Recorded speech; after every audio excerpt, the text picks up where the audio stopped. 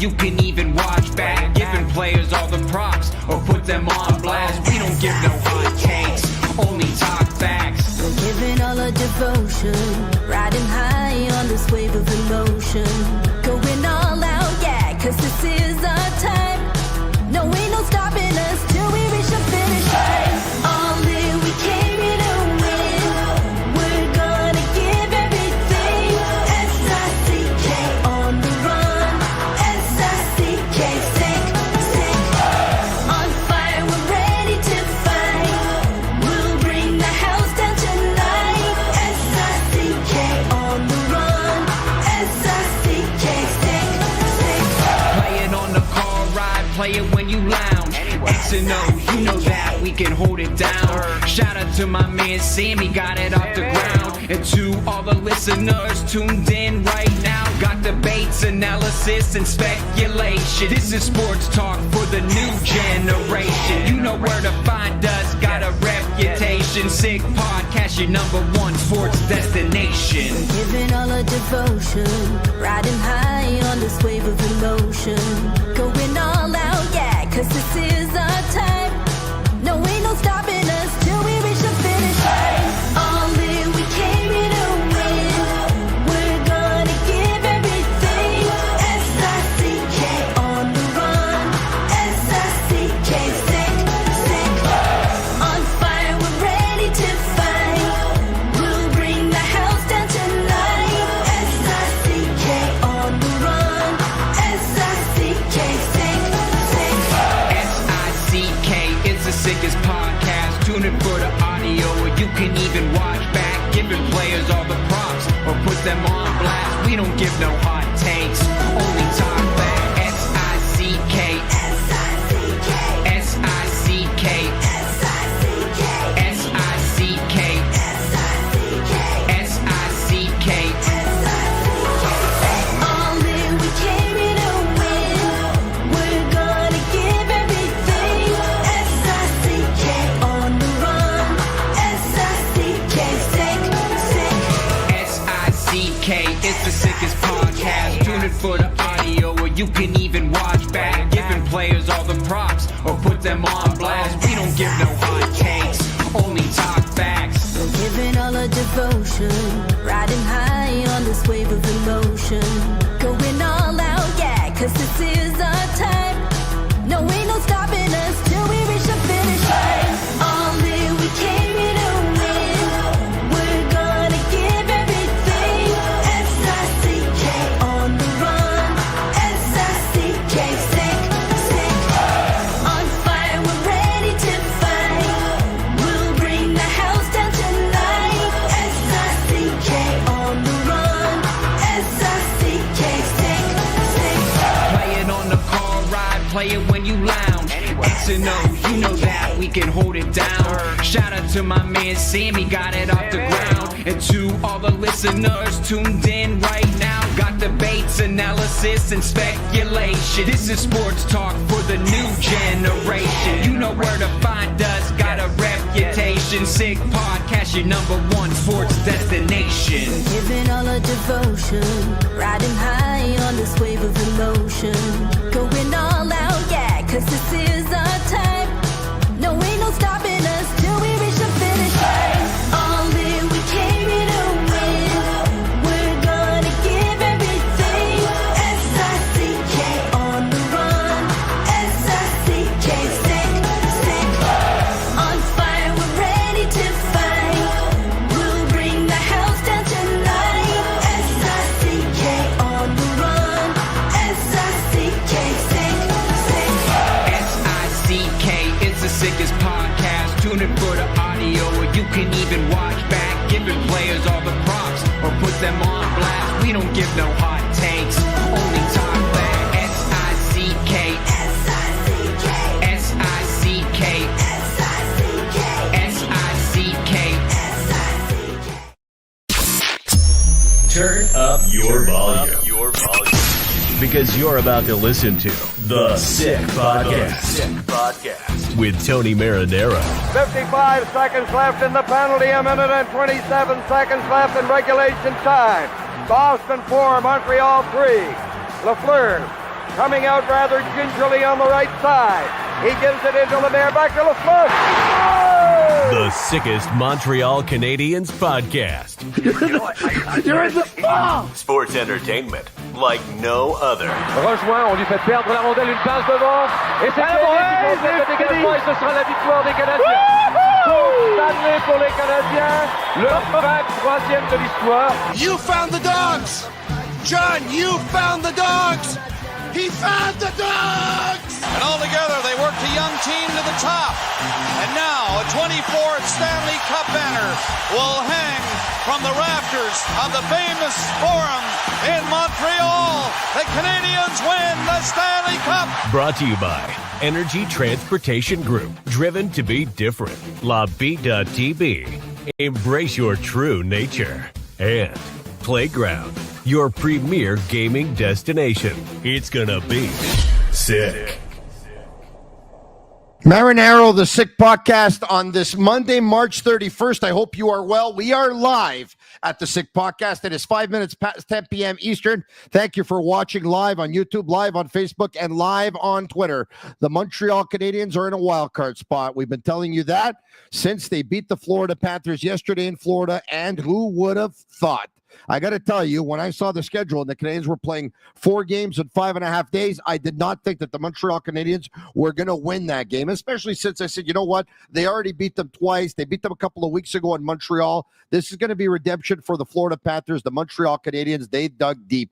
On Friday night in Carolina, we saw some good things from the Montreal Canadiens. Marty St. Louis said he liked a lot of things about their game, but we also saw them make mistakes. We also saw them have only 15 shots on goal, and most of us thought, you know what? They have hit a wall. They've run out of gas. They are looking like the team that went into the Four Nations face-off break, the team that had lost 8 out of 9 games. So we said, you know what? Man, this team could really use a break right now. But unfortunately, there were no breaks in the schedule. And they played that game in Florida yesterday afternoon. And once again, this is the beauty of sports, people, is that this is not a soap opera. This is not Days of Our Lives where you know that Stefano Demera is not dead and the Phoenix is going to rise at one point and he's going to come back to life. You're going to think he was dead once. You're going to think he was dead 3 times. You're going to think he was dead 7 times. And 7 times he comes back to life, and Bo and Hope break up 8,000 times and they end up getting back together. The beauty of sports is this is not a soap opera. It's not the same thing over and over and over and over again. Every game, every sport has its story. One night it's one hero, one night it's another, one night it's a team, one night it's a favorite, one night it's an upset, one night it's a thriller, one night it's a downer, one night it's a shock. You know, one night there's a turning point in the hockey game. One night you miss one end and you score the other end. One night you win in regulation. Another night you win in overtime. One night you win convincingly. Another night you don't play well and you win. Another night you don't play well and you lose. You get my point.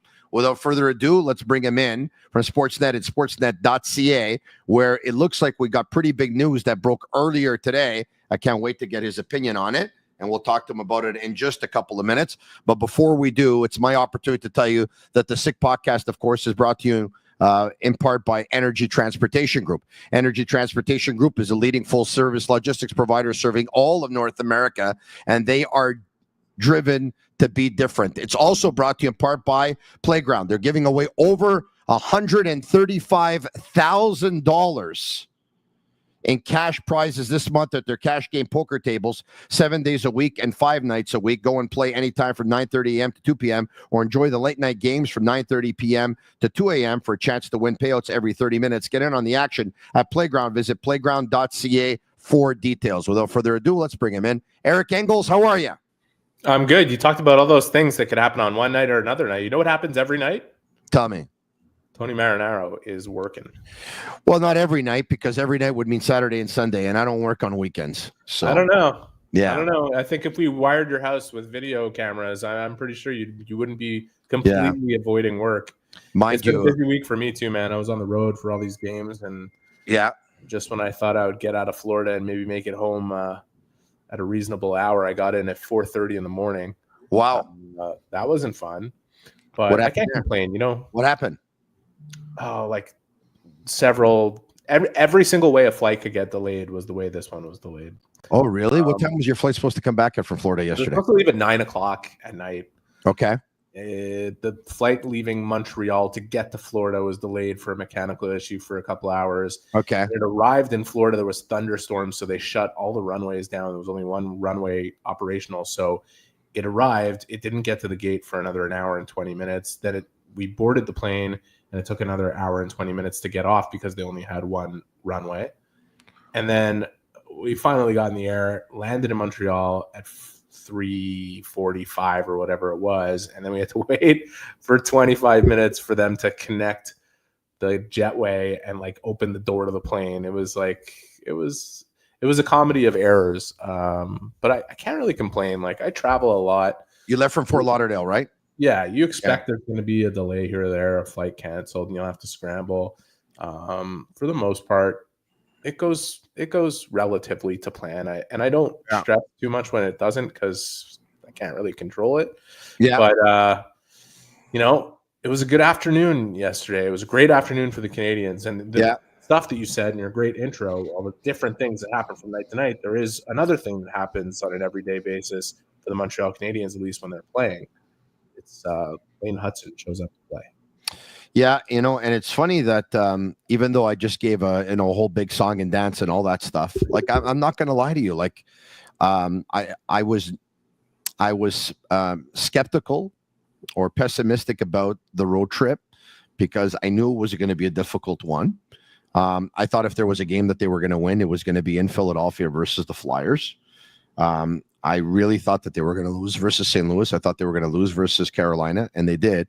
But I really thought they were going to lose versus Florida. And out of all the games on the road trip, if there's one that I thought that they were really going to lose, it was going to be the one versus Florida, because it was going to be, 4 games in 5.5 days.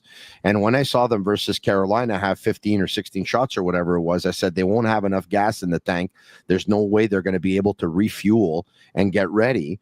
But now we're hearing that they had a great team supper on Saturday, which was a real half glass half full kind of night, where guys were very positive. They were very optimistic. They wanted to save their road trip. They wanted to redeem themselves. They wanted to come up with a big game in Florida. And Eric, I said this earlier today, and I stand by, like, I haven't had a chance to go through the schedule and take a look at all the 73 games the Montreal Canadiens have played up until this point. But off the top of my head, I think it's the game, considering all the circumstances, right? Game 73, they were in a rough stretch. They had lost 5 games in a row. They were playing their 4th and 5.5 nights. I think it was the most impressive team win of the season. There have been a couple, but I think it was one of the most impressive ones for me, because once again, out of the entire context, that is. I'm willing to call it the most important win of the season until, next game starts. I feel, look, I spoke to Nick Suzuki, walking into the room after that game, and I said, like, how early on did you know that you had a good chance of winning, that your game was going to be back, like that the team's game was going to be back? And he said, well, when we showed up to the rink, like all that stuff you were talking about the night before, day of, guys were just ready. They were in the zone. I think if you look at the games before that, I think if you look starting with right after the Ottawa game, right? The Islanders, the Avalanche, before taking off for this road trip, you could see the trend. You could see that their game was slipping. Certain details were slipping. And I knew arriving in Philadelphia after the game in St. Louis that they were going to be a little shell-shocked. And then you have this expectation that they should be able to win because it's Philadelphia and John Tortorella gets fired. It's not like the Canadiens didn't know that the Flyers were going to come out hard, for their first game without Tortorella, and given what just happened there. They knew. They knew they had to get off to a better start after 3 straight bad starts to games. They knew. I think what we hit on in this trip and what we talked about starting after the Philadelphia game with some of the players was just the pressure of the moment. And, I remember asking Lane Hutson just this whole, like, how you deal with this pressure. And he said, I think it's just fun. Like, this is fun. This is what we've signed up for. And, it just shows you how he's wired a little different, right? A player who believes in himself that much that pressure is something he embraces. The rest of the team, of course, they're the 5th youngest team. Some of the older guys who want this so badly, like Josh Anderson and Brendan Gallagher, you know, their game slipped a little bit in Philadelphia. I was talking with Slav about this. He's quoted in my article after the Florida game, just saying like, yeah, like we know everybody in Montreal wants us to do this so badly, and we wanted to do it so badly. And sometimes when you want something so badly, you can lose your focus a little bit and focus on the wrong thing. And we just, you know, you got to snap it back and focus on the process. What I'm trying to get to here, and I've gone too long to say it. The Canadiens for a very long time during the season played for something to gain. And now for the first time that they've tasted the opportunity to make the playoffs, they're playing with something to lose. And it's a just different thing. And you hope that the last few games from when they first fell into this spot against Ottawa has taught them that they have to find a way to embrace the moment and not let the pressure get to them and not get so caught up on the 2 points at the end of the game, and make sure that they play the way that's given them the most success so far this season. And we saw some indications of their game in Carolina. We saw many more of them against Florida, and hopefully they build on that even more, because they're going to need to against Florida on Tuesday. Because I know a lot of people, Panthers fans, are looking at the Panthers saying like, this isn't how we want to go into the playoffs. We don't want to back our way in. Yeah. So, you know, you're going to get their fastball tomorrow. I want to backtrack if I can here, right? And I want to go back to the game versus the Carolina Hurricanes, because the Canadiens are down by a score of 2-1. There's a 3-on-2 for Carolina. Arber Xhekaj leaves his position to go in. I think it's Jackson Blake, if memory serves me well. Yeah. Anyway, long story short, it ends up being a 2-on-1. Jarvis gives it to Aho. He scores the goal. The Canadiens end up losing the game by a score of 4-1. Xhekaj doesn't see the ice. He ends up playing, I think it was 3 minutes and change in that hockey game. And I had a very animated Sick podcast on Friday night with Pierre Maguire and Brian Wild, where I said, you know, guys, I don't understand. Like, okay, so Arber Xhekaj made a mistake. Everyone saw it. His play selection was obviously wrong. There's no defending him. Having said that, I said they're playing their third game in 4 nights, travel included. Marty St. Louis sending a message right away. And I said, I'm not so sure I would send the message, because if you don't want to play Arber next game and you want to send them the message that way, I have no problem with that.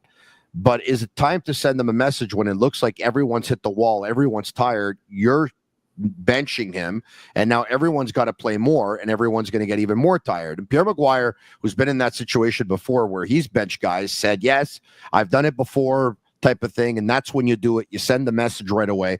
Brian Wild agreed with him. And we agreed to disagree. Having said that, you know what? He did scratch him on Sunday, like we talked about. And the team played extremely well. And the defenseman did not look tired. So if he was trying to get a message to Arber Xhekaj and trying to send a message to the entire team as well, to think of the team and not think of yourself and pick your spots and not have those kind of brain cramps in such an important game, I think Marty won on that one. Yeah, if you see it as him sending a message, I don't think he was sending a message at all. I think he was essentially just playing 6 defensemen out of the 7 that were dressed. Like, at a certain point, Xhekaj, who was the low man on that totem pole, took himself out of the game with that play. Now, I want to say this about Xhekaj, okay? And this kind of goes back, if you go back earlier in the season where Pizzetta was scratched for 25 games and then got in and took a rash of penalties every time he got out there. Like, psychologically, like, why did he keep taking those penalties? He was trying to do something. He was trying to make himself valuable. He was trying to throw a good hit, try to force the issue to prove that he has something, and it went against him. It did the exact opposite. Like, Xhekaj is playing 2.5 minutes of that game when he makes that decision. And I don't know if it's out of frustration or if it's out of the reality that he's trying to prove that he can still bring something to the game that others can't, which he certainly, there's no doubt about that in terms of the physicality he brings. I don't think Marty was thinking in the moment, I'm going to send Arber a message and sit him for the rest of the game. I think he's thinking like, that's not a decision that I can trust. Like, that's just, that took him out of he took himself out of the game for the game against the Panthers. I know there's going to be fans out there now that are like, well, that's it for Xhekaj. Like, he's on the outside and that's it. And maybe he'll be traded out. Like, don't look so far ahead. Don't look so far ahead. You don't know what's going to happen. look at the way Savard was used in the game against Florida, right? Yeah. You saw 10 minutes of ice time. There was very little penalty kill in the game for the Canadiens. So they essentially relied largely on 4 or 5 defensemen.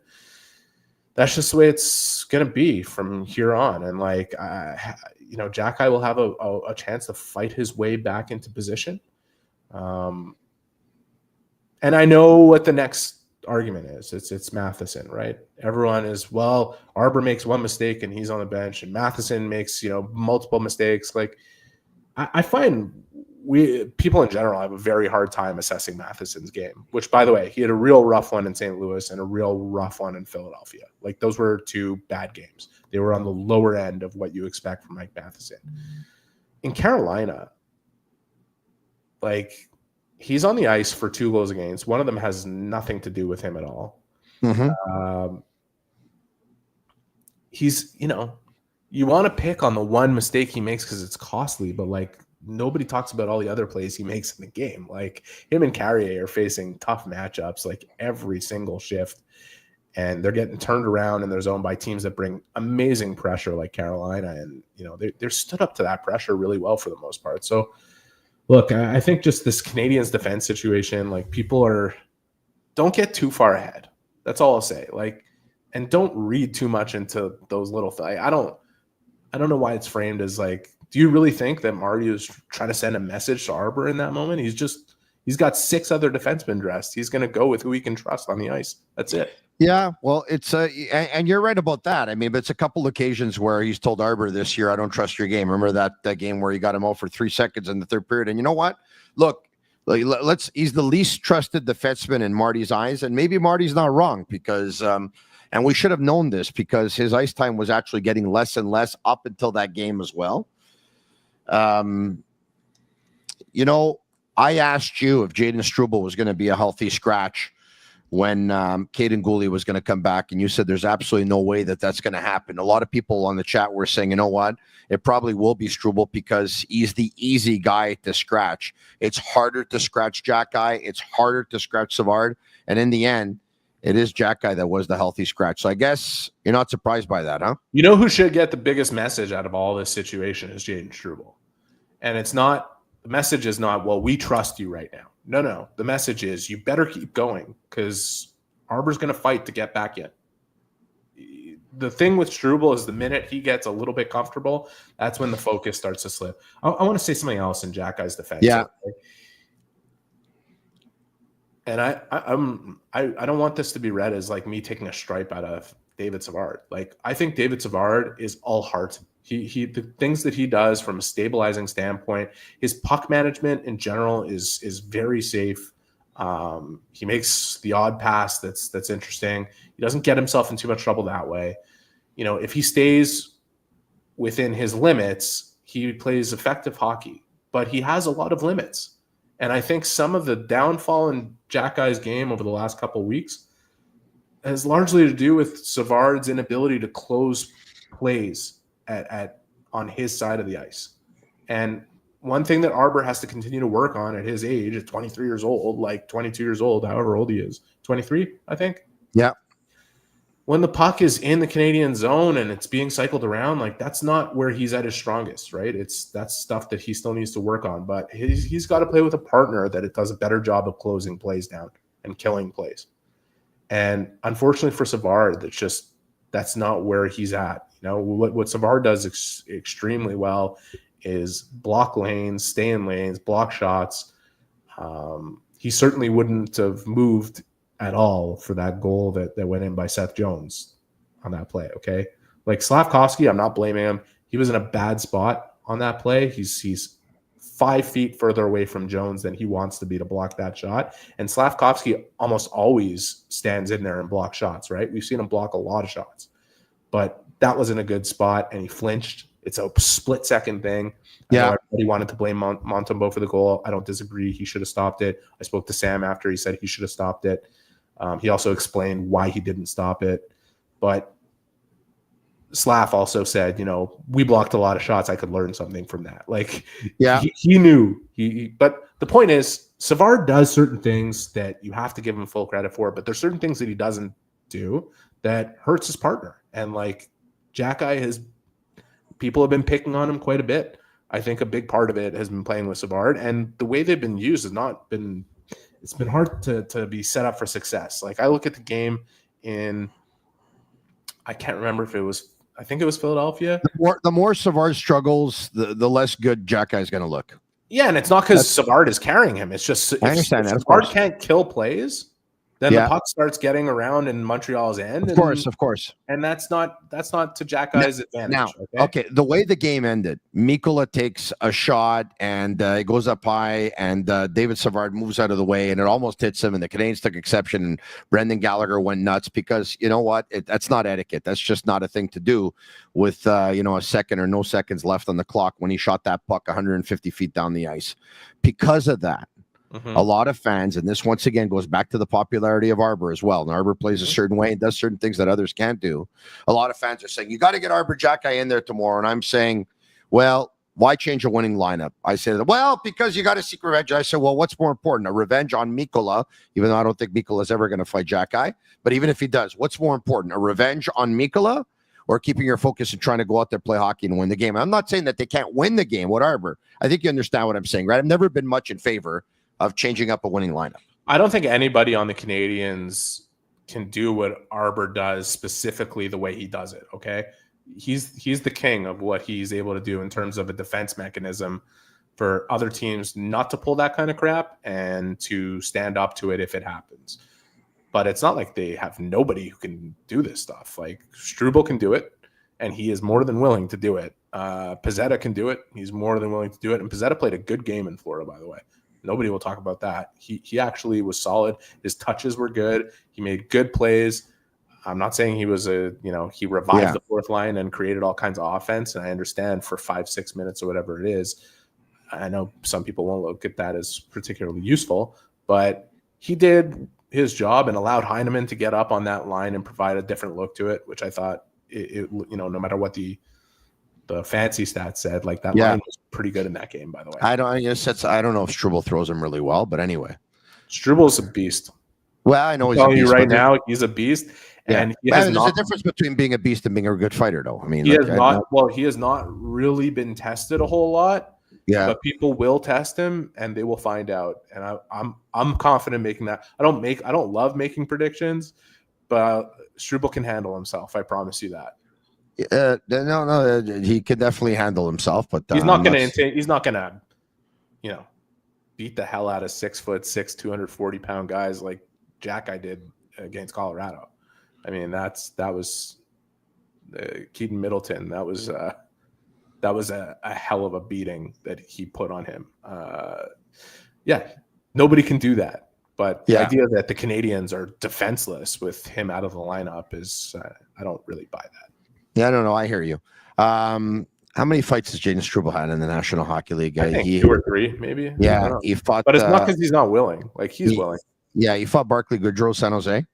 That's a beast of a guy. Yeah, he fought Ryan Graves, Pittsburgh. Okay. And he fought Ed Whistle with Chicago. I'm sure he did some fighting in the AHL too. You know what? Maybe he's done some fighting. I'm not so sure. Yeah, he's done. I know. There's no fighting in college, but he's no stranger to fighting. Yeah. All right. He's strong. I give you that. But I'll tell you, man, I'd like to see a couple people test him. Well, they'll find out. Mike Komisarek was very strong too, but he was not a great fighter. We'll see. I'm pretty confident.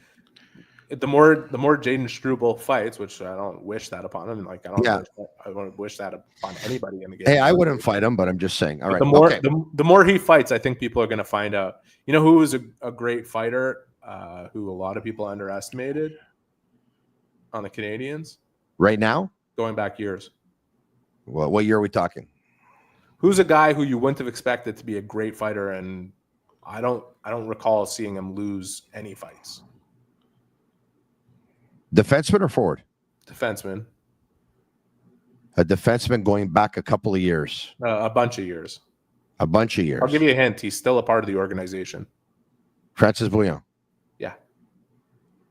But yeah, Francis Bouillon used to fight in the Quebec Major Hockey League with the Granby Predators, though. I'm telling you, Struble can do that. Yeah. Anyways, we'll find out. Maybe we'll find out tomorrow. Struble came for the U.S. hockey route. They fight a lot less than they do in the queue. But anyway, okay.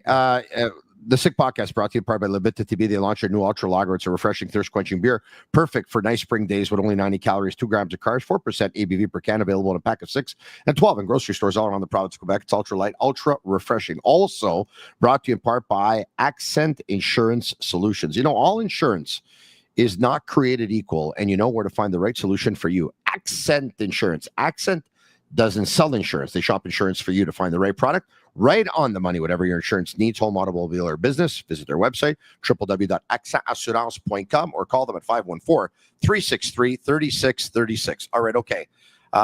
Speaking of which, so because of Mikula, a lot of fans are saying, we got to get Xhekaj in the lineup tomorrow. And some of them are saying, put him in as a 12th forward. And I say to that, I don't think Marty's going to do that. And well, why not? Like, the coaches have taken defensemen and put them at forward before. And I said, yes, they have. And I've even suggested stuff like that before in the past. But I'm at the point right now where 37 months into his job, if Marty St. Louis hasn't done it with Xhekaj, he's not doing it. I don't think he should do that either. So we could probably put that subject to bed. I mean, no. You don't think he could do it? Xhekaj play forward? I didn't say I don't think he can. I just don't see that happen. Like, I don't see a reason for that. I don't even think it's... You think he's going to go back with Pizzetta tomorrow? I don't think he's going to change his lineup tomorrow. I think Pizzetta will be in there, and that's fine. You know.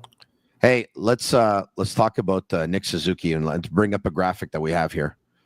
Shane, if you can, look at this. Habs on Reddit tweeted out earlier today: 23 goals, 4th straight 20-goal season. 54 assists, tied for 9th among all NHL players. 77 points in 73 games. That's the same amount of points that he had last year in 82 games. 7 game-winning goals, tied for 4th among all NHL players. 7th in points among NHL centers. Anybody out there still think he's not a number one centerman? I heard that for the last 2 years. You know what I like about Nick that we don't... You know what I like? The people that never said he was a number one centerman never say they were wrong. It's okay. They're never going to figure it out if they haven't by now. But but they probably have, but they just still won't say that they were wrong. You know who considers Nick Suzuki to be an excellent number one center? Marty St. Louis, the guy who played against him all night last night. Who's one of Barkov. Yeah, he's outplayed. He played well, Barkov, but Nick Suzuki's outplayed him in all 3 games. Just beat him. Also beat him in the faceoff clean in the offensive zone for what ended up being the Canadiens' game-winning goal yesterday, and escaped his coverage when Lane Hutson was able to find them, and Barkov was not able to get back to Suzuki and scores that Nick goal. Is an elite player. He's an elite player. He's elite. Who has followed the progression line that very few players come to the NHL and follow. And it has been linear. He has gotten better with every year that he has played in the National Hockey League. And I don't think he's done getting better. I think he will continue to get better. And that's a scary proposition because he's already really one of the best centers in the world. His 200-foot game is elite. And it took a long time to evolve into that. It really, really picked up a different kind of steam last year. But the progress line has been steady and straight and upward. Like, this is a heck of a player. And the Canadiens fans should be thrilled that they have him. And if at the end of the day, this thing gets to another level because 1 or 2 players come in to the Canadiens who are better than that guy, then your dreams of seeing the 25th Stanley Cup come to the Montreal Canadiens while he's still under contract might actually come true. Like, that the Canadiens are structured in such a way financially that they can get a player or 2 that come in above him and Caulfield, and it doesn't mean that he's not every bit as great as he is. It just means like that opportunity is actually there for them, considering the way they're financially structured and where the cap is going. So if you're a Canadiens fan who doubts Nick Suzuki, I mean, I would question your judgment in terms of your ability to assess the players. And if you're one who appreciates what he is, you should really, really appreciate that he's under contract for less than $8 million for the next 5 years. He's a fantastic player. Anyone who doubts him is an idiot. All right, okay, let's move on. Lane Hutson. Lane Hutson picked up 3 assists in that hockey game yesterday. He's got 54 assists on the season. He's got 59 points as an NHL rookie defenseman. The last NHL rookie defenseman to have 60 points was Nicholas Lidstrom. That's going back a long time. The NHL record for assists for a rookie defenseman is Larry Murphy, picking up 60 assists back in 1980-81. Caulfield is 6 assists in the next 9 games, away from tying it, 7 assists away from breaking the record.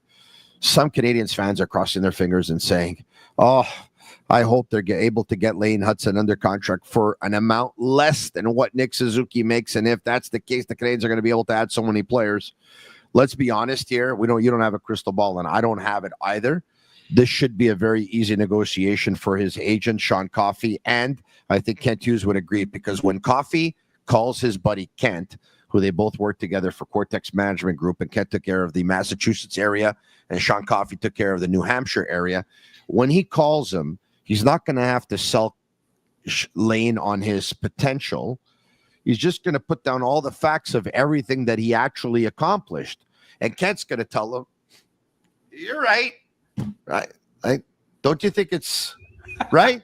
He's basically, what I'm saying is, and look, Kent's going to try. I don't think you've been in these negotiations, Tony? Well, look, Kent is going to try and get obviously the best deal for the Montreal Canadiens, because every deal that Kent has signed, no one thought he was going to get Jake Evans under contract for $2.85 million or whatever it is, and he did. No one thought he was going to get Montembeault under contract for $3.15, and he did. A lot of people were worried that Caulfield was going to make more than Suzuki, and he got less. But if they really want to, they can give pretty much Lane Hutson a blank check, tell him to sign it, and what he puts in is still going to be a great amount for the Canadiens. I mean, the guy is super legit. Like, he's in every statistical category. He's like in top 5, and he's with elite company as a rookie, and he's going to win the Rookie of the Year. Well, I'll say that I think that Lane Hutson, within not only to just add to what you just said, because everything I agree with a lot of it. The finances are something aside; that's a different conversation. But what he's done, all those statistical categories, everything that he's hit, just the way he produces every game and the way he approaches every game, like he's incredible. He has affirmed everything I believed about him before the season, which is that he was going to start in the National Hockey League as a star and that he would become a superstar. I think he's definitely trending towards becoming a superstar if he's not already one. Considering, since the beginning of January, the only defenseman who scored more than him is Cale Makar. He's getting close to that superstar level. Yeah. I'm going to say this. This is another prediction of mine. Go for it. Within 3 years, Lane Hutson will also be the best defensive defenseman on the Montreal Canadiens and one of the best in the world. I believe that. Well, so I agree with you too. His defensive acumen. But even if he's not right now, in my opinion, he's still the best defenseman on the Montreal Canadiens. Yes, that's without question. But you see it in the distribution of ice time in the last month. It's really changed for Marty St. Louis. His defensive ability,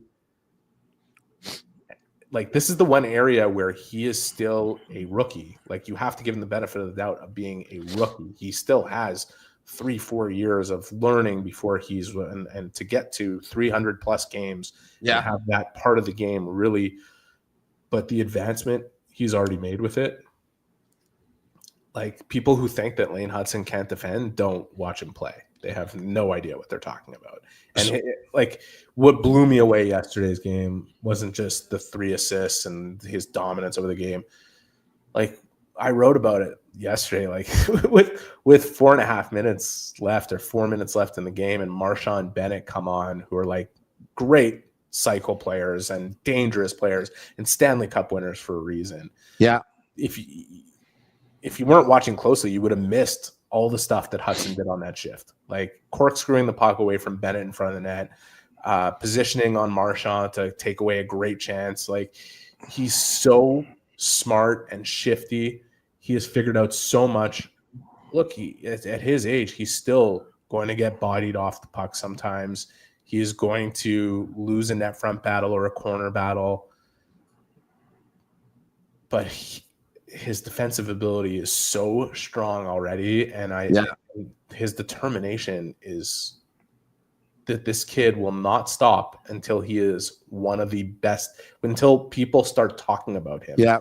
One of the best defensive players in the world. And I'm telling you right now, I would not bet against him getting there. I think he will be that for the Canadiens, even with Reinbacher and with Gouli being as good of a player as he is.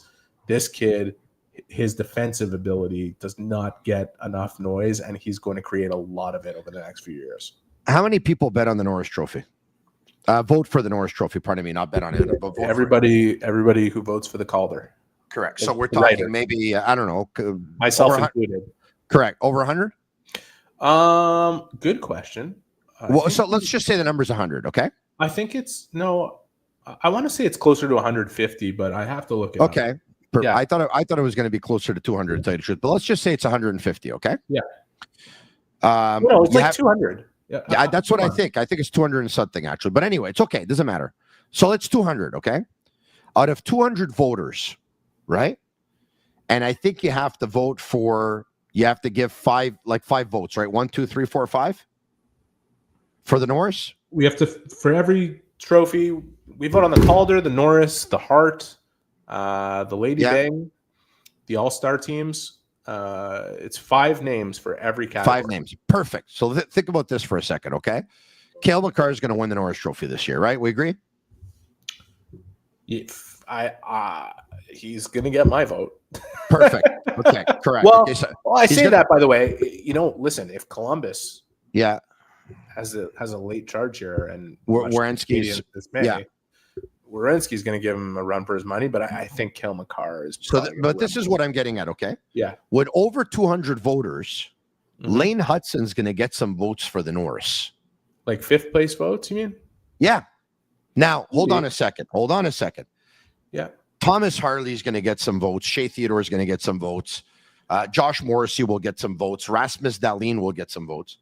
But Lane Hutson's going to get some votes too. And and the top 4 are probably going to be Cale Makar, Zach Werenski, Quinn Hughes, and Victor Hedman, for example. I feel as a total, we have really screwed Miro Heiskanen in this award over the last few years, and it's too bad that he got injured in the middle of this year. He's been hurt. Maybe a few people will give him a 5th place vote. Whether it happens or not, he's going to get a couple of votes. Whether it happens this year or not, he's going to be in that conversation for like the majority of his career. The kid is incredible, and it's so easy to get wrapped up in the skill and the talent and the production. To me, it's the will, the desire to make the difference every single time he's on the ice it's unparalleled. Like, I haven't seen many players that have that doggedness about them like he does. I don't remember when was the last time I saw a rookie defenseman have the playmaking ability of a number 1 centerman. Lane Hutson plays the game like a number 1 centerman, but he plays it from a defense position with all 5'9" of him and 159 pounds going into the season. It's unbelievable. I remember the first development camp that I saw him play at with the Canadiens back in the month of July, a couple of years back in Brassard. I left the arena. One of my buddies called me, said, "You see anyone interesting?" I said, "I saw this kid, Lane Hutson." I said, "He's a defenseman who plays hockey like a centerman. He's an unbelievable playmaker. It's incredible. He's a phenom. Like the things that he does when Patrick Laine scored that goal yesterday, and he picks up that pass, and the Florida Panthers know that he's going to Patrick Laine because now the whole league knows. But even when they know, they have a hard time stopping it.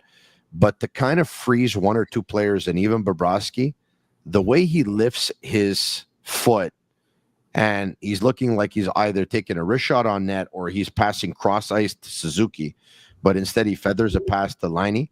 And the Canadiens' power play is becoming one of the most lethal power plays in the league, even if they're not ranked first, because, and I brought this up on my radio show on BPM Sports earlier this morning, Lift Out on Monday to Friday, between 9:50 a.m. and 11:50 a.m.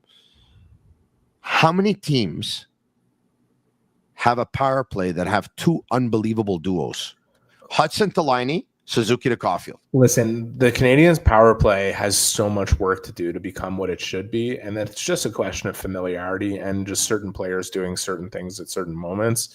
Because honestly, in the expected goals category, they are near the bottom of the league. They have runs where they have a great power play and they don't produce, and they have runs where they have an awful power play and produce on it. But they have the pieces in place like you're talking about and the connections that you're talking about for it to be really good moving forward, the more familiar those guys get. And it takes years. Like, honestly, it really takes years. But there are certain things on their power play that, like, drive me insane watching it. I can't, like... Yeah. I know, like, Laine is in the Ovechkin spot, and I know people are used to seeing Ovechkin stand in one place. But one thing Ovechkin does very frequently is if you see the puck go down goal line like it does to Slavkovsky and he's looking for a backdoor play, Laine's got to flash there. He's got to bring, if he just skates down there while the puck is going to Slavkovsky, he's at worst a decoy. He's bringing another person with him, which opens up a play in the bumper to Cole or a play at the point to, Hutson or Suzuki. Like, the fact that he never does this it's like crazy to me, because he's played power play his entire life and he's scored. I'm not taking anything away from Laine's production. Like, got 15 goals on the power play. He knows what he's doing there. Yeah. But the Canadiens' power play will become much more dangerous when they have stuff like that going on. And it's not as dangerous as it should be given the pieces that they have. Okay. Yeah. We're off on a tangent because what I really want to talk about was Hutson. And in one respect, before you respond. Yeah. Like, we're talking about his hockey IQ. Yeah. His mentality and approach to the game, his belief in himself and how he prepares himself to make a difference, and how unfettered and unfazed he is by pressure is what makes him a super special player. Like, he's, again, is it too early to say he has become a superstar? Is it too early? I called him definitely a star. I called him a superstar 2 months ago. Yeah, like I said, a lot of people said I jumped the gun, but I know a superstar when I look in the mirror every day.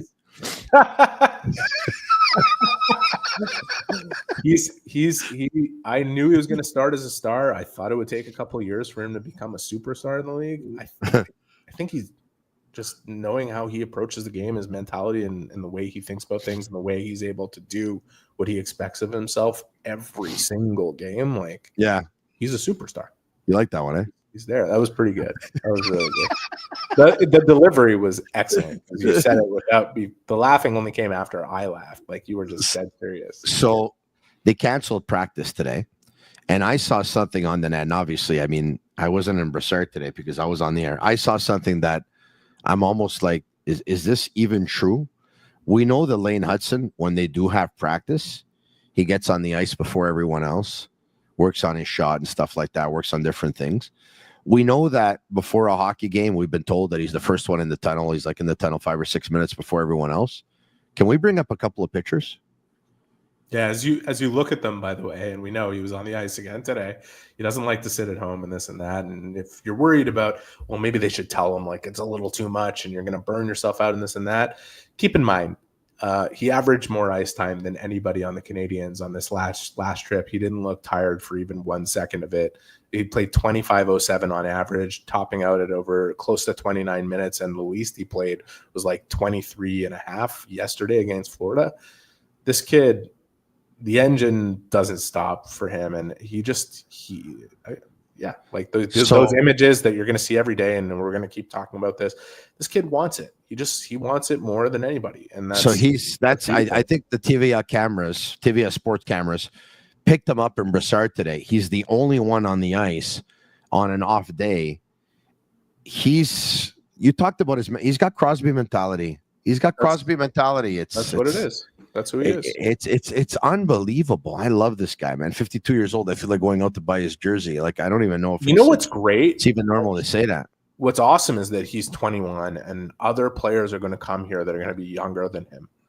And he is going to become a role model for them. He is going to become somebody they look at and say, if he's doing it, I got to do it. Like, that's just 62nd overall, eh? Yeah, it's unbelievable. That's an all-timer. Okay, here's a couple of clips. Do we have Gooley on how Hutson has improved this season? He picks his spots a lot better, I think. He's everyone knows how good he is with the puck, and the league adapts quick. And I think towards maybe his 20th game of the year, teams kind of maybe saw what he could do and maybe weren't as aggressive on him as they were at the start. And he moves the puck so well. He makes smart plays. He still dances when he can dance, and it's just he picks his spots a lot better. And I mean, he looks great. It helps the team out a lot when he does that, and I think just his defensive game too has gotten a lot better. Not that it was actually ever bad at all. Like, I didn't really know much about his defensive game, but he's just so smart. It's fun to watch. He is really smart. Before we get to Marty St. Louis' comments, they're brought to you by Betway. Go all the way with Betway and get a free bet up to $200 if your first bet loses. Scan the QR code on the screen or click on the link in the details section to create an account. Redeem your welcome offer. Offer is only available for new customers. Terms and conditions apply. Offers not available in Ontario. Must be 18 years of age and older. And please play responsibly. Let's hear Marty St. Louis. Tony, before you play Marty, I have a question for you. Sure. Lane's game against Florida. Would you agree that 200-foot it's one of his 3 best games of the year? 100%. How amazing is it that this kid played the right side yesterday? It wasn't even a topic of conversation. Well, it's it wasn't even wasn't even mentioned. Oh, he's playing the right side. Like, yeah, that's how good he is. Like, it puts that game in even greater perspective. Next to Hutson, what do I have? Right D. There we go. That's one of the things I was see the word bring ass a lot, but I think I know it. It's actually assists, yeah. But I am very passionate about ass too. But that's another subject for another day. Yeah. All right. Oh my God. The fact that we know that they're short right D, and they have a couple of really good ones in Laval, and on right D they have David Savard and they have Alex Carrier, and at different spots this season, Caden Gooley played right D. Mike Matheson played right D, and Lane Hutson played right D. At game 73, in what now, because every game going forward is going to be the most important game of the regular season until the Montreal Canadiens clinch a playoff spot, and let's hope that they do. The fact that it's Hutson, the 21-year-old rookie, that is playing the offside of the fence and played one of his best games in the year, the way you just said. I mean, once again, if you're not convinced the phenom, because, there are still... we hear them a lot less, though. But in the media world, there's still some that doubt, eh? I don't know what else he has to do, honestly. I really don't. I just think that those who doubt look at him and say, okay, fine, he's 5'9", 160 pounds. He can't contain forwards, and they don't even watch, right? But it's unbelievable. It's incredible. I agree. You had St. Louis. You had St. Louis sound. Yeah, let's hear from St. Louis, and then I got a couple more topics. We'll let you go. Sportsnet, by the way, and Rogers is one of them. Let's go to Marty St. Louis. He's always done that. I think he's had the magnifying glass, over him. Like, I think like he was an elite player coming up when he was young. World Juniors and in college, and obviously drafted. And can he, very talented. Can he play at this level? Can he defend? Can he, I think he's just been trying to write his own story. I don't think he's worrying about what anybody's saying about him. And, I think he's having fun out there. He definitely is having fun out there. All right. Okay. So there's Marty St. Louis on Lane Hutson. A couple of topics I want to talk to you about now. One is Arber Xhekaj, and the other one is Jacob Fowler. Yeah. All right. Your thoughts? What's going on here? My thoughts are I would expect that both players are coming here. In what capacity they'll be used it's too tricky to say. Obviously, I'm calling around like anybody else is, but we'll see what gets negotiated with the actual agents and what those players want to do. I will say that on Kapanen, speaking with Heineman, to put Kapanen's season in perspective, because he played in the SHL. Yeah. Just, curious, like I asked the Mill, like, that type of production, like what do you think it says about him? And he says, honestly, that is the most defensive league in the world, and like I'm really impressed by what he's been able to do. Wow. We see a ton of hockey sense in this player. I think it was a major leap for him to come into the NHL early this season and play some games and see what the pace is like, and also the style of games is so different. They're so little time. I think he was a bit shell-shocked by the situation, which is just normal. It's what you expect for someone who's coming over to North America for the first time.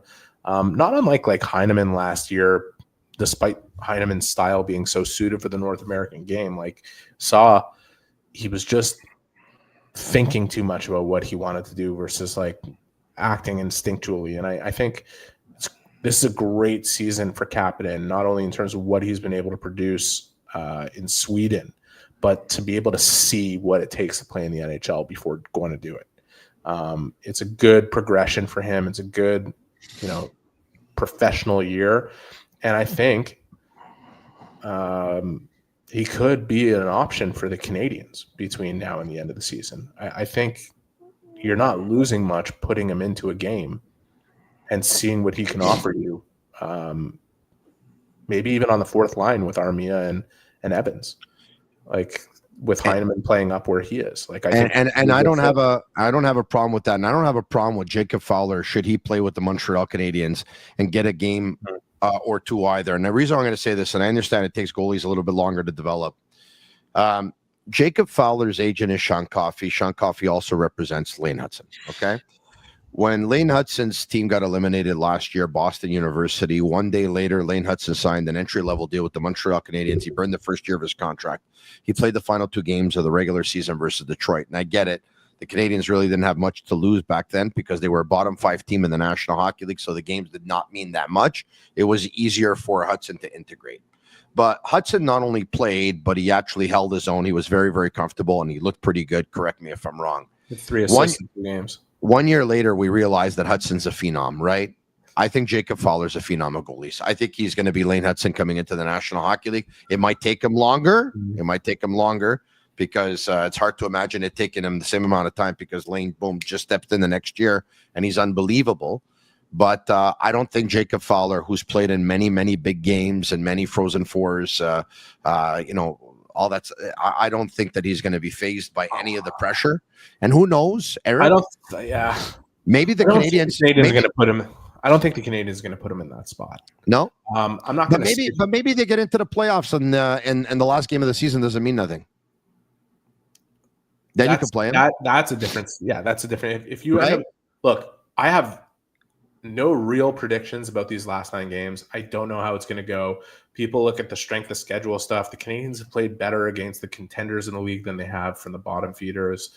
I don't read much into that. I do. If I was to read into one thing, playing 6 of those 9 games at the Bell Center should be helpful, despite the fact that they've had some stinkers there this year. I think that boost from the crowd really helps. And so gives them a taste of what they're playing for, right? With the playoffs kind of around the corner. I expect that all of these games are going to matter down the stretch. And if they don't, maybe the opportunity is there for Fowler. But so long as they do, I wouldn't put him in that spot. Like that's a tough spot to put him in. That if he goes out and for whatever reason is not at the height of his abilities, he's never played an NHL game, the playoffs are on the line. Like I don't think that's fair to the kid, and I don't think that's a situation. I don't think that's necessary.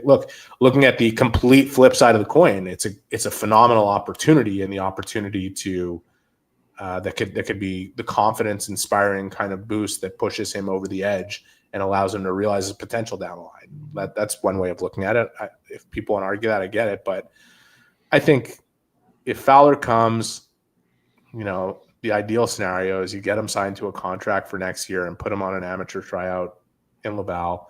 I don't think he should just take Caden Primo's job, no matter what Primo's future is, and let him battle and let him play a game or two down the stretch here now that Laval's made the playoffs and, prove that he's an option. Dobish has got to get games in one way or the other. If the Canadiens don't make the playoffs, you expect he's going to go down and battle with Primo too. So look, everything's gravy for Fowler. Like, what a college career so far. I would expect that he's going to turn professional. Yeah. But we don't have a guarantee of that until it happens. So we'll see. In ending, 11 years ago, Sportsnet signed a 12-year deal with the National Hockey League. And earlier today, the news came out that they have signed another 12-year deal with the NHL, and Rogers have agreed to a new 12-year deal Canadian deal that will pay the league about $7.7 billion. That's equivalent to about 11 billion Canadian. Isn't that great news for Sportsnet? Isn't that great news for Eric Engels? Your thoughts on this?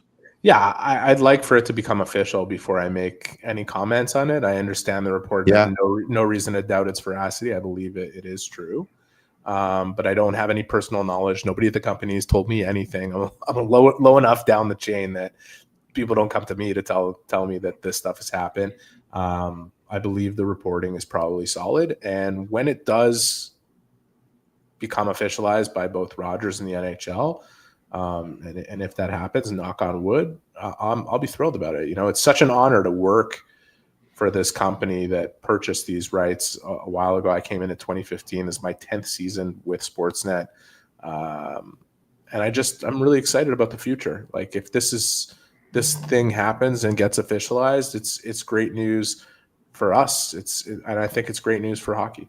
We have people who are super dedicated to doing the best possible job for hockey fans. And I know, like anybody else, we get plenty of flack for how we do it and this and that. But I still think that, the people that I work with are so dedicated to doing the best possible job. And I think it's going to get better as we move forward. So it's exciting for me.